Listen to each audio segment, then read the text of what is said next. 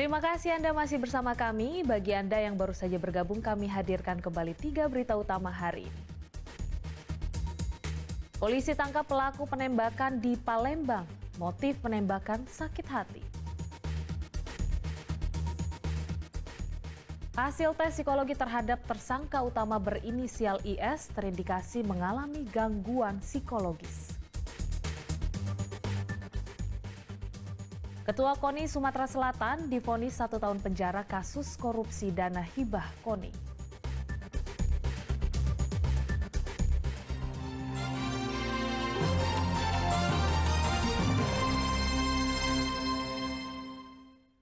Mantan Ketua KONI Sumatera Selatan Henry Zainuddin divonis 1 tahun penjara oleh Majelis Hakim Pengadilan Tindak Pidana Korupsi Kota Palembang. Henry divonis bersalah dalam kasus korupsi dana hibah KONI. Vonis ini lebih ringan dari tuntutan jaksa 1,5 tahun penjara. Terdakwa karena itu dalam pidana penjara selama 1 tahun dan denda sejumlah Rp50 juta dan ketentuan apabila denda tidak dibayar. Majelis Hakim Pengadilan Tindak Pidana Korupsi Negeri Palembang menjatuhkan vonis 1 tahun penjara kepada mantan Ketua KONI Sumatera Selatan yang juga mantan anggota DPRD RI Henry Zainuddin dalam perkara korupsi deposito dan dana hibah KONI Sumsel tahun 2021.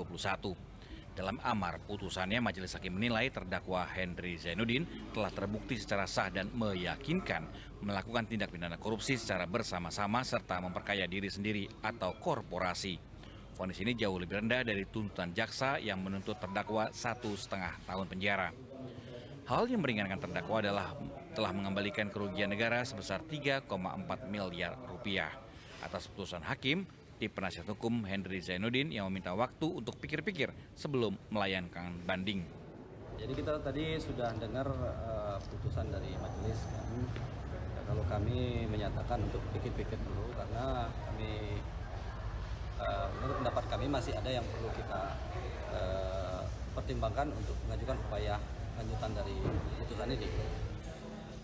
Majelis Hakim juga meminta jaksa penuntut umum untuk mengembalikan kelebihan uang sebesar Rp400 juta yang dikembalikan oleh terdakwa ke kas negara agar dikembalikan dan disetorkan kembali ke kas KONI Sumsel.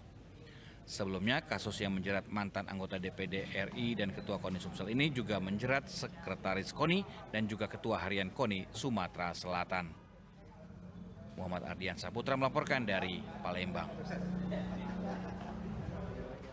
Uang 2,4 miliar rupiah hasil korupsi dana hibah Pilkada Oku Timur dikembalikan dari Kejaksaan Negeri Oku Timur ke pemerintahan Kabupaten Oku Timur. Masih tersisa 2,2 miliar rupiah lagi yang diburu oleh Kejaksaan. Kejaksaan Negeri Oku Timur mengembalikan uang sitaan korupsi Bawaslu ke Pemda Oku Timur sebesar 2,4 miliar rupiah. Uang diserahkan langsung oleh Kepala Kejaksaan Negeri Oku Timur kepada Bupati Oku Timur. Kegiatan tersebut berlangsung di Gedung Bina Praja Pemkab Oku Timur. Nantinya uang tersebut akan dimasukkan ke dalam kas daerah. Pengembalian dana ini setelah perkara dinyatakan inkrah atau telah memiliki kekuatan hukum tetap oleh Pengadilan Tipikor Palembang. Dalam kasus korupsi dana hibah Pilkada Oku Timur tahun 2020 tersebut, 3 anggota Bawaslu Oku Timur terbukti secara sah menyaksikan dan melakukan tindak pidana korupsi. Sementara Kejaksaan Negeri Oku Timur masih memburu sisa uang yang dikorupsi sebesar 2,2 miliar rupiah dari total 4,6 miliar rupiah kerugian negara. Perkara tindak pidana korupsi dana hibah Bawaslu pada tahun 2020, barang bukti yang disita oleh jaksa penyidik sebesar 2,4 miliar itu dirampas untuk negara dan dikembalikan kepada pemerintah daerah. Dan hari ini jaksa penuntut umum melaksanakan penetapan putusan pengadilan yang berkekuatan tetap. Kembalikan uang yang sebagai barang bukti kepada kas daerah, silakan kepada Sumsel dan penggunaannya dari telah saya sampaikan gunakanlah anggaran yang dikembalikan oleh pihak kejaksaan dengan sebaik-baiknya untuk rakyat dan berguna untuk rakyat.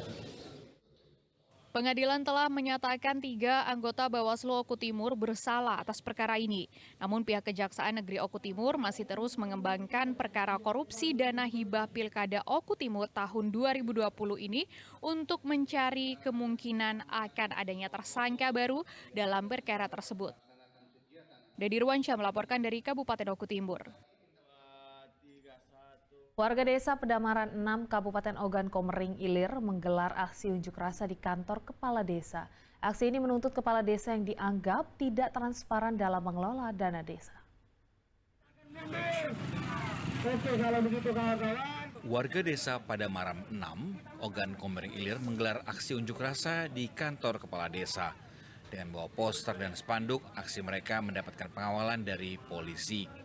Unjuk rasa ini diduga karena kepala desa dinilai tidak transparan dan terjadi penyimpangan dalam mengelola dana pemimpinan desa Padamaran 6. Pengunjuk rasa juga menilai ada sejumlah program yang tidak berjalan dengan baik. Para pengunjuk rasa kecewa karena tidak dapat bertemu dengan kepala desa untuk menyampaikan aspirasinya. Tidak transparannya kepala desa dalam melakukan segala hal yang berkaitan dengan kepemimpinan beliau. Dan juga ada program ketahanan pangan yang telah diajukan pada tahap 1, itu dana desa ataupun ADD di tahun 2004 yang tidak terrealisasikan sampai saat ini berupa bibit cabai. Ada lagi soal dana rehab rumah, 4 buah rumah di Damar 6 itu.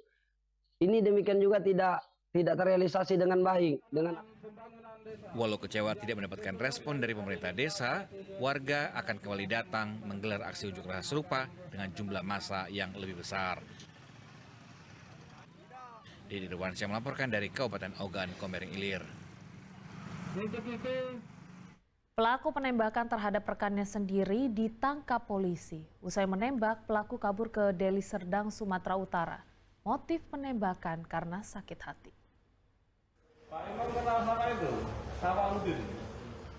Setelah lebih dari 7 hari lari dari kejaran polisi, Imam Samudra, terduga pelaku penembakan terhadap rekannya sendiri di Kota Palembang, ditangkap tim gabungan dari Polda Sumatera Selatan dan Polrestabes Palembang.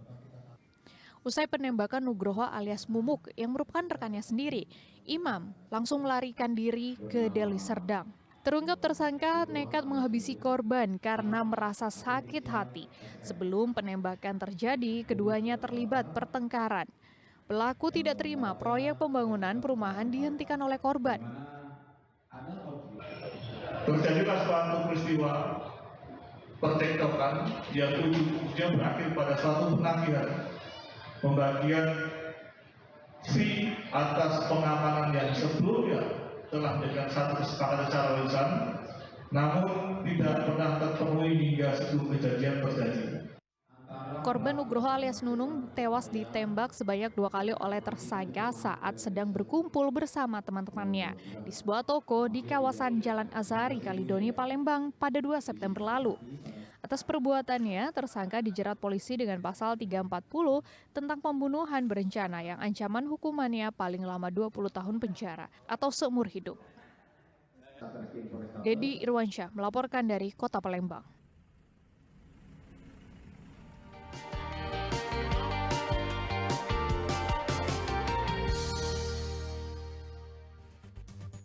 Laporan tersebut mengakhiri berita Palembang hari ini. Saya Priscilia Claudia berterima kasih atas perhatian dan kebersamaan Anda. Selamat beraktivitas dan sampai jumpa.